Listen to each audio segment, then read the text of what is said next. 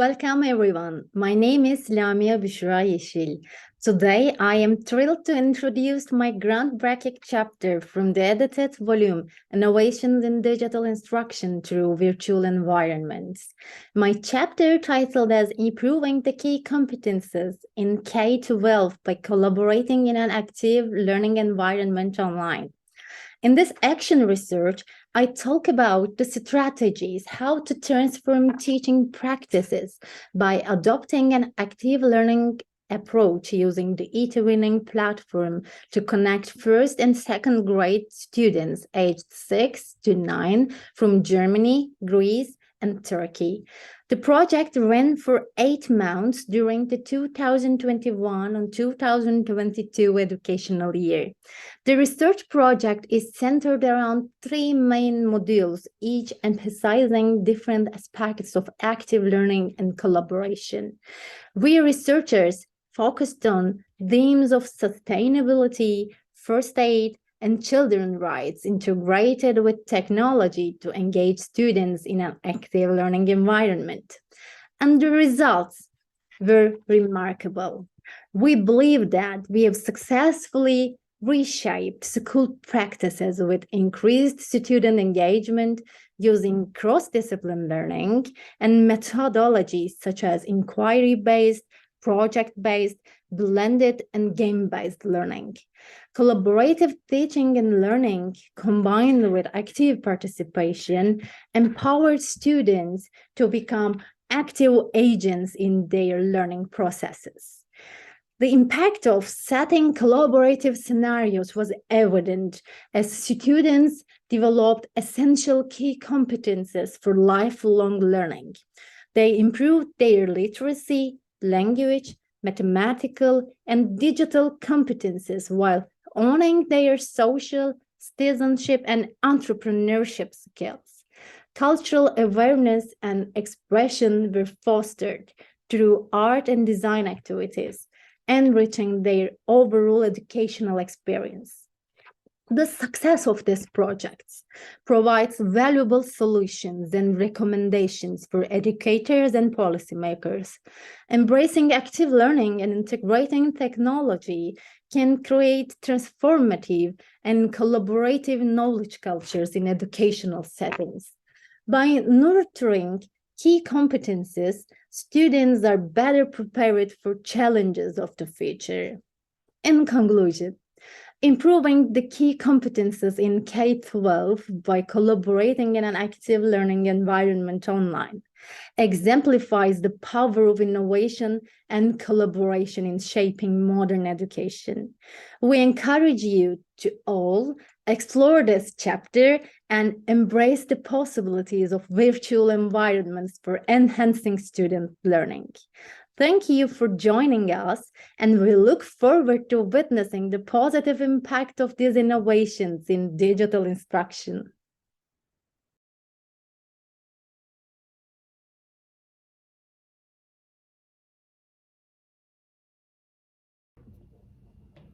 Hi, my name is Kate Simo. I am a sixth grade teacher at a school in a suburb of Philadelphia that is partially rural and partially suburban. I teach ELA and social studies to sixth graders, and in my school we departmentalize, even though it's an elementary school setting.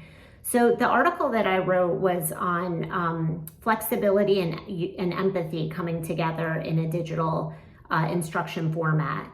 And even though most of my teaching is done, and my learning as well, is done in a in-person format, I found that it was really important to keep including empathy in my instruction in a digital format. And it's something that I think is really pertinent today, especially as we are learning a lot more about mental health and just understanding our world better. So I found that the most powerful way to do this and to create that atmosphere of empathy is through read-alouds. It's something I spend about 15 minutes doing every single day. Sometimes it's a little more, sometimes it's a little less. But I have found books that I think really lend themselves well to having discussions on empathy and understanding each other a little bit better. A lot of people, especially in the elementary setting, I think have heard of the concept of windows and mirrors. So windows being formats of literature where you can see someone else's perspective. You can kind of become familiar with a world or a lifestyle or a personality that you're not familiar with, whereas mirrors are where you see a reflection of yourself and you kind of feel like you can relate to that. So I think when I'm choosing my books, I'm trying to find books that will not only be very appealing because the story's really engaging, but there'll also be opportunities where we can use those concepts of windows and mirrors. And even when we are using that concept of windows and mirrors, I try to take it a little deeper so that if I feel like I can relate to someone, I don't want to just assume that everyone who has that experience or where I find a similarity is the same as me. So even if we're looking at something through a windows format or a mirrors format, how can we also do the opposite? The three most powerful books for me have been The Wednesday Wars by Gary D. Schmidt, A Long Walk to Water by Linda Sue Park, and One for the Murphys by Linda Mullally Hunt. I purposefully put them in different parts of the year. So we start the year off with The Wednesday Wars when we're learning about fiction. This is a story about a middle school aged kid who is brought up in the 60s during the Vietnam War. So there are lots of themes of racism. He's in a family where he doesn't really feel supported. And it's what his school life is like. And what he discovers, the major thing that the reader discovers is that once he starts to be able to trust people and make some connections in school, then he is able to then transfer that to his family life. So this is a great opportunity in a digital format or an in-person format to be able to engage children in conversation where they can start seeing not only how his life changes, but also how we could use the same stories to, or the same lessons to understand our own lives better and each other's lives better.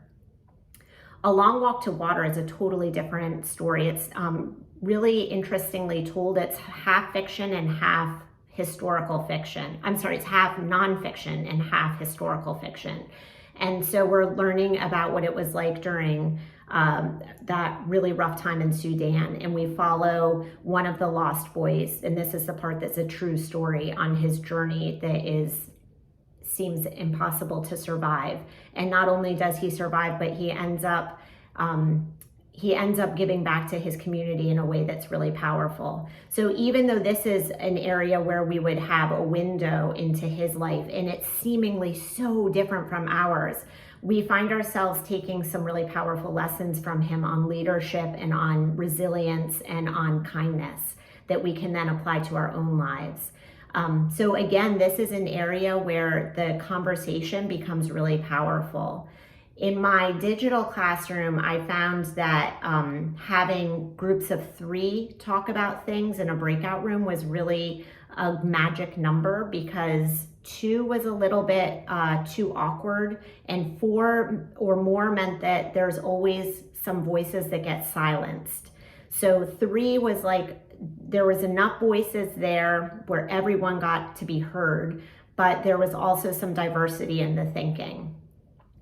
The last story I do is One for the Murphys, and this is about a foster child who is taken in by a family that's very different from the one in which she grew up. And she learns about what it's like to be loved, truly loved in a way that's really healthy. And she is then able to take that and give it back to her original family. So this was another story that's not only extremely engaging, it's really powerfully written, and my students at this age level feel very connected to it. But this is a place where even if we're not feeling the same things that she feels or experiencing the same things she's feeling, that's very relatable.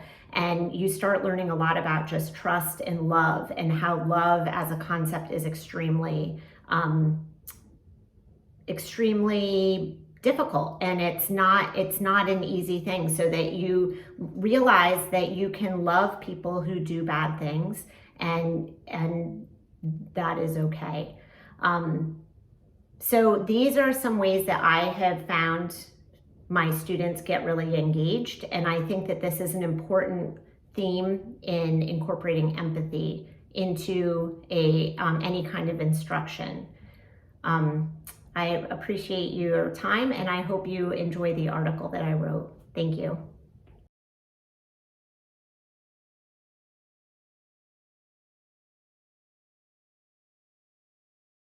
The article Integrating Collaborative ICT Tools in Higher Education for Teaching and Learning, a modest proposal for innovation in digital instructions by Nairoje DeHart discusses the use of collaborative ICT tools in higher education, wherein DeHart argued that collaborative ICT tools can improve student engagement, learning outcomes, and collaboration skills. Likewise, DeHart begins by providing an overview of the benefits of using collaborative ICT tools in education. He cites research that shows that these tools can help students to better understanding of complex concepts, develop critical thinking skills, improve their communication skills, become more engaged in their learning. DeHart then discusses some of the specific collaborative ICT tools that can be used in higher education, such as online forums, wikis, chat rooms, collaborative document editing tools, virtual learning environments. DeHart further argues that the above-mentioned tools can be used to create a variety of collaborative learning activities, such as group project, problem-based learning activities, peer-to-peer tutoring, online discussions. Finally, DeHart concludes by arguing that using collaborative ICT tools in higher education can help transform the way students learn. These tools can be used to create more engaging, interactive, and collaborative learning experiences. On the whole, DeHart provides a valuable overview of the benefits of using collaborative ICT tools in higher education with arguments that are well supported by research. Hello, my name is Renee Moran, and I am one of the authors of Chapter 14, Digital and Virtual Book Clubs, Breaking the Boundaries of Restrictive Literacy Practices.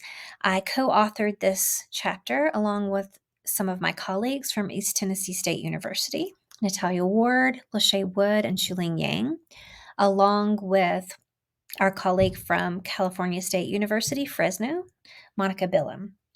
This chapter really focuses in on book clubs. It reaffirms book clubs as a sound pedagogical strategy. And we look particularly at how digital and virtual book clubs may help us meet this globalized moment in which technology is so much a part of our everyday lives. And we really consider how to meld those tried and true practices of authentic discussions and questionings. And we do this through 2 case studies. But our chapter does begin, before I get into the case studies, it does begin with some literature, some background for our reader on the history of book clubs, going back to the days before technology was involved. We also consider the importance of new literacies, and we consider, based on the literature, how digital and virtual book clubs can fit into a science literacy framework.